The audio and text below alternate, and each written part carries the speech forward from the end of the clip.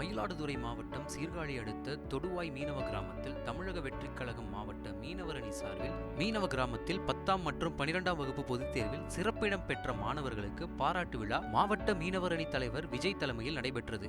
இதில் மாவட்ட தலைவர், தொண்டரணி தலைவர் ஆகியோர் சிறப்பு அழைப்பாளர்களாக பங்கேற்று மடவாமேடு மீனவ கிராமத்தைச் சேர்ந்த 12ஆம் வகுப்பு பொதுத் தேர்வில் 582 மதிப்பெண்கள் பெற்று கொள்ளிடம் வட்டாரத்தில் முதலிடம் பெற்ற மாணவி மற்றும் தொடுவாய் மீனவ கிராமத்தைச் சேர்ந்த 10ஆம் வகுப்பு பொதுத் தேர்வில் 497 மதிப்பெண்கள் பெற்று மாவட்ட அளவில் முதலிடம் மற்றும் திருமுல்லைவாசல் மீனவ கிராமத்தைச் சேர்ந்த 10ஆம் வகுப்பு தேர்வில் 494 மதிப்பெண்கள் பெற்ற மாணவர்கள் ஆகியோருக்கு பதக்கங்கள், சால்வை அணிவித்து ரொக்கப்பணம் வழங்கி கௌரவித்து பாராட்டினர்.